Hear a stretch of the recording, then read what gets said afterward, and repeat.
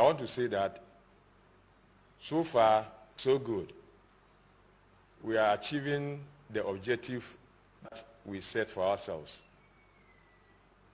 Generally, our population is complying. Of course, in every situation, when it begins, people may not understand what it is.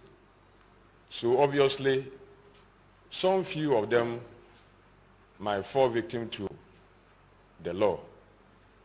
And we are trying our best to make sure everybody understands why this restriction have been used. First of all, I will say that Accra have been put into zones, and we have forward operating bases where we have positioned soldiers and the police. We have various points to ensure that those who do not need to come out stay at home. The checkpoints have been very effective. We have several of them. I do not need to go into details about them. They are doing their job both day and night. We have static points at certain places. We have patrols at certain points. There are other areas that we have some challenge because the population there are not cooperating. But I can assure you, as at this point, everybody understands. And the situation is gone to the level that we expect. My expectation is that by tomorrow morning, you have less vehicles and less human beings on the roads. That one I can assure you. The measures we put in place is very effective. I must also emphasize that some videos is gone viral concerning some brutalities being meted out by soldiers to some civilians. Let me assure my fellow Ghanaians that the soldiers that you have are well trained, they are professionals, they don't brutalize. We have deployed close to 1,000 soldiers in the field. Out of this number, we have had one incident, and that incident had nothing to do with slapping. It is something that we thought is not of our standard, and that we are dealing with it.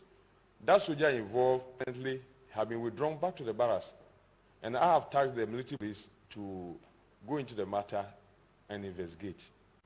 So all the videos you are seeing, they are false. I do not know the intention behind it. But whatever it is, be assured that your soldiers are professionals. They don't brutalize. We don't allow it, and we are never going to allow it. I go around myself and educate them. Before the deployment, I tasked the head of the legal department of the Ghana Army to go to the centers where we camp them before we deploy them to town.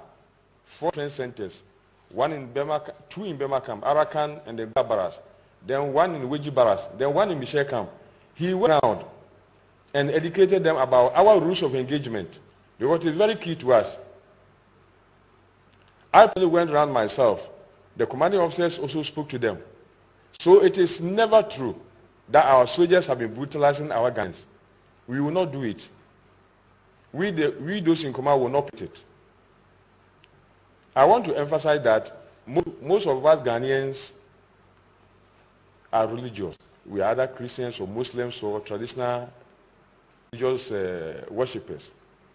And we know that lies about somebody is something that God does not permit. So those who are doing it, I don't know what your agenda is. Please, God does not permit what you are doing. Stop it. And let's encourage our officers and men in the field. Let's encourage them to do the job and do it well. I have got tremendous support from some of the MCEs. They assisted me to get the forward operating bases, and they visit the villages regularly. These are the sort of collaboration we want from you Ghanaians. Not the type of thing you put on the social media to run us down. Discourage the soldiers who are doing their best to ensure that we all prevent or curtail the spread of this pandemic. Let us support the soldiers in the field. It is in our own interest that we support them.